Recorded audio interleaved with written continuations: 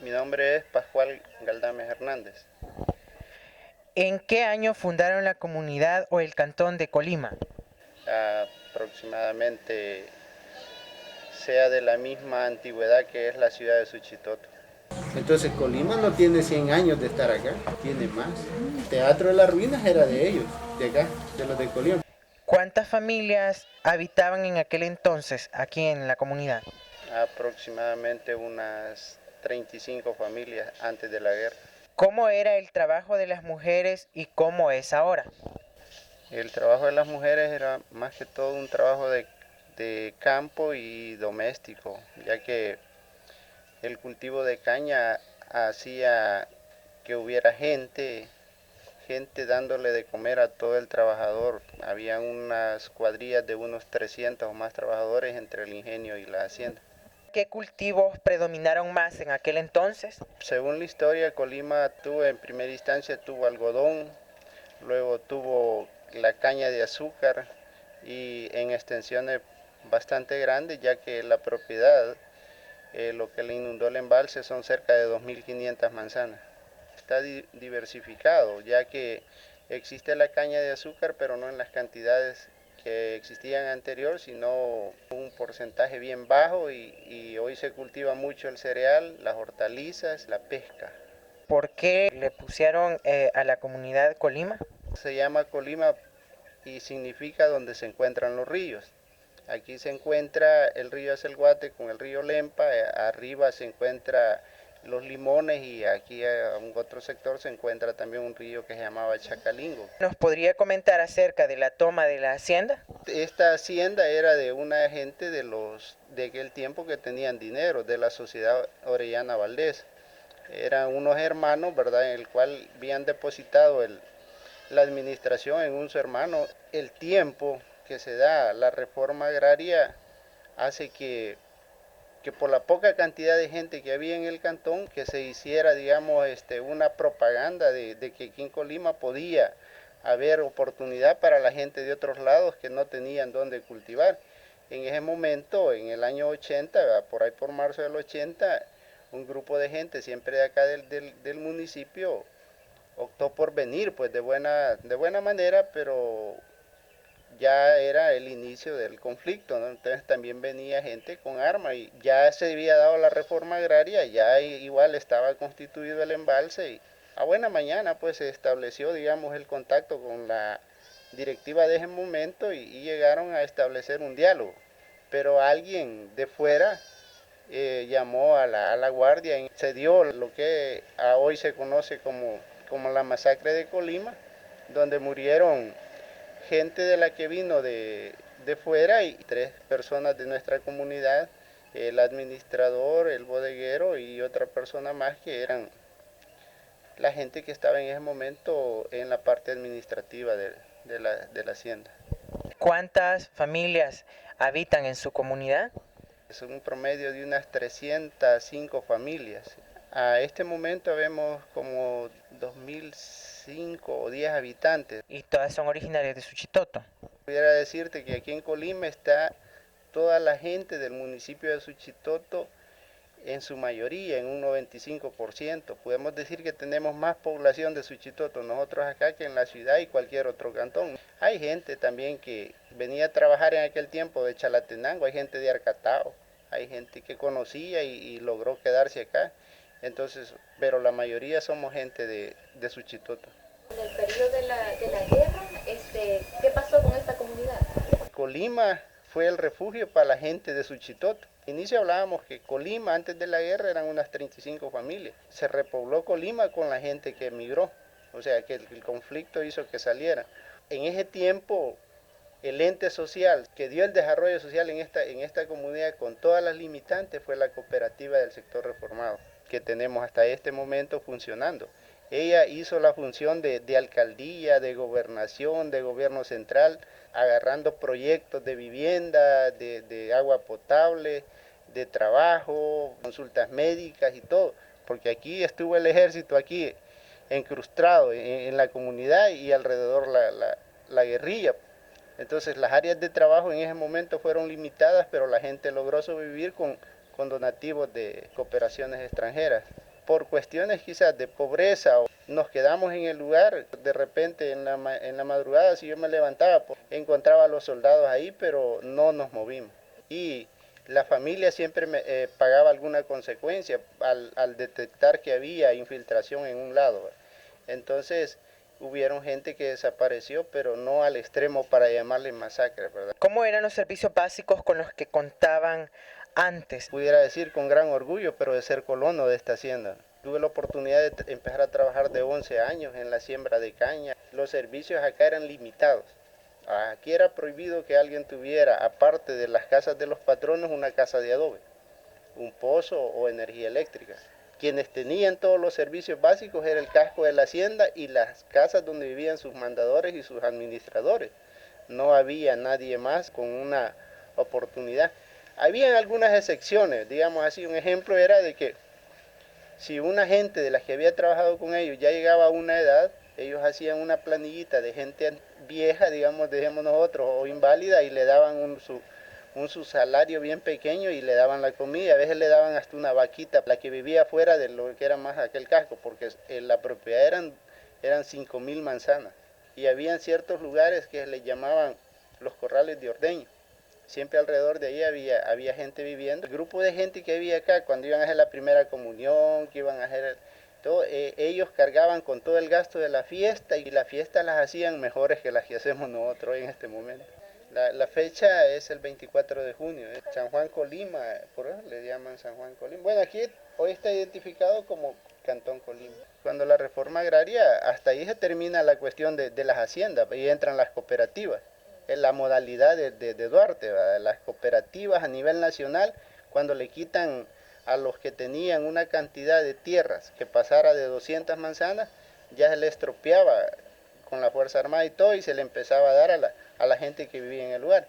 Era como para que no se diera el conflicto que se dio, ¿verdad? Pero cuando dio la reforma agraria, le dijeron, vení, mira, este volado se lo vamos a quitar a Julano y hoy va a ser de ustedes, nombren una directiva, pero no le dijeron, mira, esto es lo que tiene que hacer Julano. Como era cooperativa, era en común. Mira, aquí está todo este montón de caña, ¿cómo lo ibas a limpiar? Las tradiciones se han cambiado, se mantienen las mismas tradiciones que en aquel entonces existían. Ha cambiado, el caso de la fiesta ya no es lo mismo. Ellos pagaban todo lo que eran los juegos mecánicos, la comida, hacían jaripeos y todo, y eso era costo de ellos. O sea, la Semana Santa igual, ahí había de todo, pero ellos eran los que cubrían eso.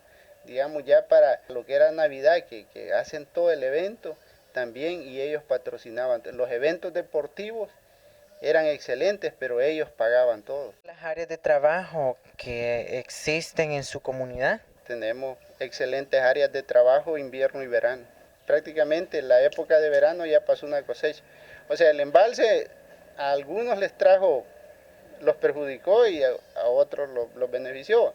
Nosotros en este caso ya salió la primera cosecha del embalse y ahorita está la otra cosecha y luego viene el invierno para trabajar en la parte alta. O sea, hay un área de trabajo aproximadamente, solo aquí en lo que nosotros tenemos el plan, de unas 2.000 o más manzanas. Ya se cosechó, digamos, frijol, maicillo de corte, ahorita está cosechando maíz, se va a cosechar arroz, se cultiva ayote, algunas hortalizas como tomate, pero no en grandes cantidades porque es un cultivo caro. Bueno, con el embalse quedó inundada bastante área de ustedes, de aquí de Colima. De lo que es el cantón, fue lo mejor de la propiedad lo que se inundó. Fueron todas las vegas, los nacimientos, se inundaron varios lugares arqueológicos. Ahí se le decía el sitio El Remolino.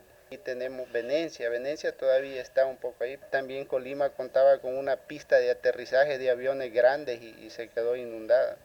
En eso nosotros siempre salimos, como se dice, perdiendo. Somos la entrada del río Acelguate. Nosotros tenemos el mayor impacto. Y así va, ¿verdad? En escala hasta llegar a Juchitoto, que es la ciudad. O sea, nosotros, la primera contaminación es el pescado, pero sí es una contaminación que no la generamos nosotros. Desde la época del 72, que se le ocurre al iluminado hacer la presa del Cerrón Grande, que son 135 kilómetros cuadrados, y se acaba todas las áreas agrícolas del país aquí. que estoy hablando de que se acaban las vegas del Tule, las vegas de Colima, las vegas del Quitasol, las vegas de Santa Bárbara y todo San Cristóbal hasta llegar a San Juan, que eran unas grandes vegas. Desde ese momento Colima empieza a sentir, tenía más de 2.500 manzanas solo de caña, o sea, para su propio ingenio, con su caña y la de Cihuatán y la de San Cristóbal y la de Santa Bárbara, Tule.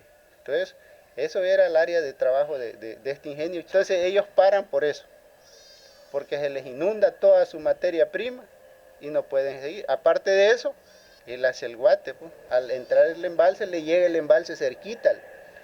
Entonces, para tener la agua que ellos utilizan, era un agua contaminada. Y usted ve aquí alrededor, aquellas son bodegas donde guardaban azúcar. Por ahí estaba la cocina donde le daban de comer a la gente, y allá tenían otra bodega. Aquí solo estaba esa casa y la de mi papá y la del administrador. ¿Con la gente desempleada qué pasó? Anterior, ¿no? Cuando la compraron los chapines, toda la gente era de Guatemala. ¿Y con qué comunidades colinda Colima? Está el puente Lempira, al otro lado colindamos con Quitasol. Al oriente colindábamos con el Coyolito de los Alas y San Cristóbal. Aquí al norte, por la propiedad, colindamos con el Tule, con Potrero Grande, con Garcita y San Francisco. Con Pueblo Viejo, el Coyolito de los Alas y San Cristóbal. Para el conflicto de Honduras, él notificó toda esa parte ahí para la gente que salió afectada por el embalse. Allá vivía gente de Potonico y todo. Al inicio vivían en la parte alta, ahí en esa notificación, ¿va? Luego con el conflicto, algunos se quedaron acá y otros están en Potrero Grande, otros están en Coyolito, otros en Aguilares, en Las Pampitas. ¿Ustedes recuerdan los nombres de los lugares que quedaron inundados? El caso aquí es San Cristóbal, Santa Bárbara, que era una hacienda grande, el Quitasol y el Tule, que quedó inundado. El Guate, pero sí, afectó esa parte de Venecia, afectó. Ahí vivía gente de Colima, así en Las Vegas, y eso se inundó. ¿Y ahorita de qué vive la gente aquí? Lo más fuerte es la agricultura. ¿Y tienen gente en los Estados Unidos? Quizás un promedio de unas 150 o 200 gente.